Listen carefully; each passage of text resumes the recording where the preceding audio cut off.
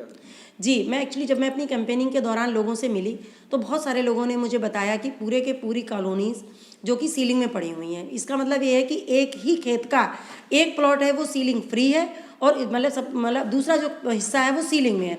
तो जो सीलिंग में जो लोग अपना मकान बनाए बैठे हैं, जिन्होंने उन पर इन्वेस्ट किया है, जो कि उनकी पूरी जमा पूंजी है, या तो किसी ने किसी भी तरीके से उसको बनाया है, तो लोगों को कहीं ना कहीं डर है इस बात का कि कहीं ये जो मकान है हमारे तोड़ ना दिए जाए, इनको अवैध करार ना दिया जाए, जबकि वहाँ पर 30-30 साल से लोग रह रहे हैं। वहाँ पर नगर निगम की बिजली मतलब पानी भी है, बिजली भी है और दूसरी चीज़ें भी पहुँचाई गई हैं, लेकिन अभी तक उन ज़मीनों को सीलिंग फ्री नहीं किया गया है। तो ये काम हटना चाहिए, जो कि सिर्फ करप्शन के लिए डाला गया है कि आदमी आए, जिस व्यक्ति को आवश्यकता है वो 2-3 लाख रुपए वीडियो को दे और अपनी ज़मीन को सीलिंग फ्री कराए।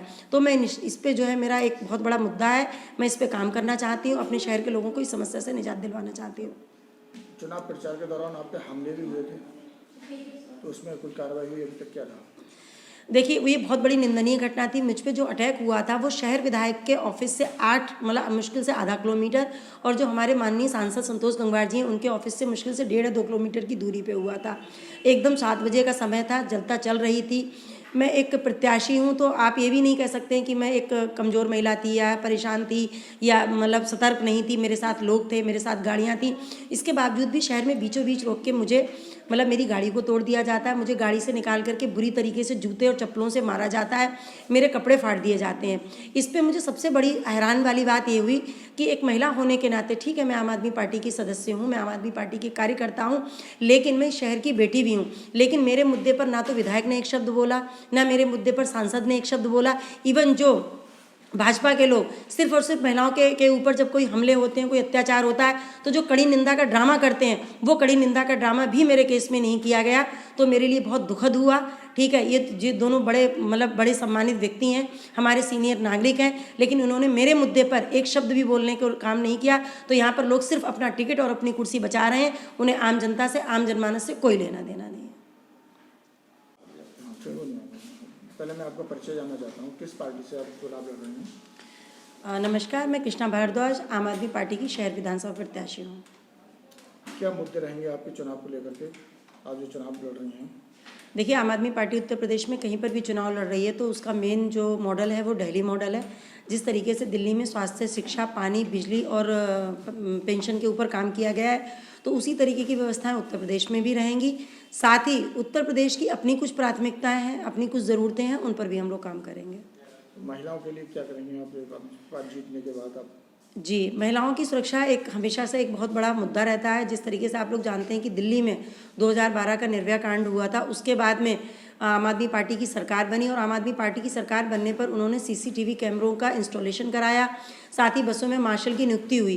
तो उस तरीके से एक पुख्ता और मजबूत काम महिलाओं की सुरक्षा के लिए जिस तरीके से दिल्ली में किए गए हैं, वैसे ही सुरक्षा के इंतजाम मैं अपने बरेली और अपनी यूपी की जनता मतलब की महिलाओं के लिए भी करवाना चाहूँगी। साथ ही बरेली की मतलब जो महिलाएं हैं जो रात में काम करती हैं या बाहर निकलती हैं, ऑफिस के लिए काम करती हैं, तो उनके लिए कैसे पुख्ता इंतजाम हो, पुलिस उनकी मौके पर कैसे मदद करे, साथ ही साथ उनकी अगर वो कोई शिकायत करती हैं तो उनकी जो है जांच से उनको तुरंत रिलीफ मिले, इस तरीके से काम करने के लिए मैं अपनी मतलब पार्टी के लिए कहूँगी और मैं वैसा ही काम महिलाओं के लिए करूँगी।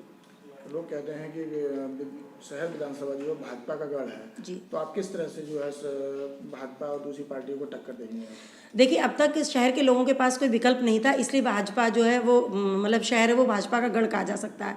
लेकिन जैसे ही लोगों के पास विकल्प होंगे, अब तक शहर की राजनीति कैसी चली आई है कि एक पर्टिकुलर जगह के, एक पर्टिकुलर जाति के, एक पर्टिकुलर सोच के ही लोग आज तक शहर की राजनीति पर काबिज रहे हैं। लेकिन अब जनता जो है वो बदलाव चाहती है। लोग चाहते हैं कि लोग उनके ही बीच से निकलें, उनके लिए काम करें, सामान्य वर्गों से भी लोग आगे बढ़ें, जो कि जनताओं की समस्याओं से मुखातिब हों, जनता की समस्याओं के दर्द को समझें।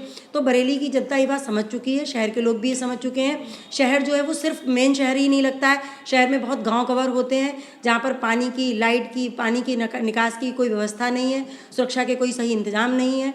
तो इस तरीके से आप ये बिल्कुल मत माने कि भाजपा का गढ़ है, क्योंकि जनता के पास कोई विकल्प नहीं था, इसलिए वो भाजपा आज तक वहाँ पर रही है। लेकिन निश्चित ही आम आदमी पार्टी जो है इस समय भाजपा को शहर में हरा रही है। शहर में जो है जाम की समस्या है और जलभराव की समस्या है, इसको लेकर आप क्या करेंगे? शहर में जलभराव और जाम की समस्या तो है ही है, शहर में इसके अलावा भी बहुत समस्याएं हैं। चूँकि मैं अपने शहर का प्रतिनिधित्व करना चाहती हूँ, तो मैं बरेली की जनता से विनम्र निवेदन करूँगी कि आप लोग शहर में मुझे मौका दें। शहर में जो है कचरे की भी बहुत बड़ी बुरी अवस्था है। जब हमारे यहाँ नगर निगम के इलेक्शन हुए थे तो नगर निगम का इलेक्शन इसी बात पे लड़ा गया था कि हम कचरे की समस्या से निजात दिलवाएंगे, लेकिन वहाँ कोई काम नहीं किया गया है। जल भराव की बहुत बड़ी समस्या है। साथ ही बरेली शहर में हाई टेंशन तारों की बहुत बड़ी समस्या है। यदि आप सीलिंग को देखेंगे तो कि उत्तर प्रदेश के 16 महानगरों में जो प्लॉट्स हैं, लोगों की ज़मीनें हैं, जो महानगर जिन पे बसाए गए हैं, जहाँ पर जो है कि नगर निगम सारी सुविधाएँ दे रहा है, लेकिन फिर भी उस ज़मीन को जो है सीलिंग में डाला गया है। तो इस तरीके की तमाम मुद्दे हैं। महिला सुरक्षा एक बहुत बड़ा मुद्दा शहरों में आज भी बना हुआ है।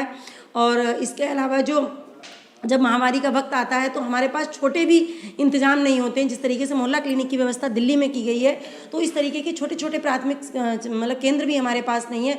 तो इस सभी तरीके की व्यवस्था जो है शहर में होनी चाहिए, और मेरा पूरा प्रयास रहेगा कि मैं अपनी शहर की जनताओं को इन तमाम सुविधाओं को मैं दिलवाऊँ। मेडिकल लाइन में एम्स की आवश्यकता है बरेली में, इसके लिए आप क्या करेंगे? जी, बरेली में एम्स हॉस्पिटल की आवश्यकता है, इसके लिए क्या करेंगे? जी, ये बहुत बड़ा सवाल किया है कि जिस तरीके से बरेली का मतलब क्षेत्र बढ़ रहा है, तो ये बात मैं जानती हूँ कि हर बार एक डिस्ट्रिक्ट अस्पताल बनाना मुश्किल है, लेकिन दिल्ली की तर्ज पर मोहल्ला क्लिनिक बनाया जा सकता है, जिससे कि बहुत छोटे छोटे रोगों के लिए, बहुत छोटी छोटी समस्याओं को लोगों को अपने ही एरिया में उन्हें निजात मिल जाएगी।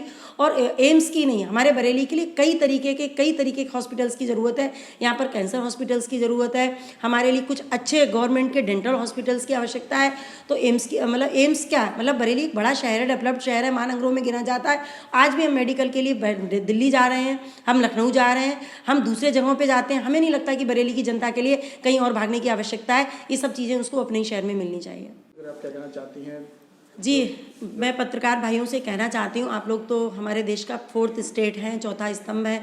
आप जनता की समस्याओं से लोगों को रूबरू कराते हैं, प्रशासन तक पहुँचाते हैं। बरेली में रोज़गार की समस्या एक बहुत बड़ी समस्या है। जिस तरीके से बरेली में हमारे 8 बार के विधायक हैं, उस तरीके से ना तो बरेली में सड़कों पर काम किया है, ना रोज़गार के लिए काम किया गया है, ना ही मेडिकल लाइन पे कोई काम किया गया है। यहाँ पर एक शुगर मिल हुआ करती थी, एक रबड़ फैक्ट्री हुआ करती थी, जो कि बंद पड़ी है, जिस पर कोई काम नहीं हो रहा है और ना ही कोई काम करते हुए दिख रहा है। लोग आते हैं, जानते हैं, कहीं जाति के नाम पर, कहीं जो है मौके पर छोटे मोटे जलवे दिखा करके लोग इलेक्शन जीत लेते हैं, लेकिन कोई भी लोग जनता के लिए काम करना नहीं चाहते हैं। हमारी आम आदमी पार्टी की जो दूसरी गारंटी है वो मतलब लोगों के रोज़गार को लेके ही है। उसमें हमारा कहना है कि या तो हम हर साल 10 लाख रोज़गार देंगे, और जिन लोगों को हम रोज़गार नहीं दे सकते हैं उनको हम 5,000 रुपये महीने बेरोज़गारी भत्ता देंगे। तो ये फौरी तौर पे लोगों को इससे आराम मिलेगा। लेकिन हमें अपने देश को आगे ले जाने के लिए हमारे पास जो है मानव शक्ति है। हम सब जानते हैं कि भारत में जो है मानव शक्ति है, मानव लोग हैं, मतलब लोग हैं। इस केस में भी हम लोग नए उद्योग धंधे क्यों नहीं स्थापित करते हैं? आज भी हम छोटी छोटी चीज़ों के लिए चीन पर डिपेंड हैं, दूसरी जगह डिपेंड हैं।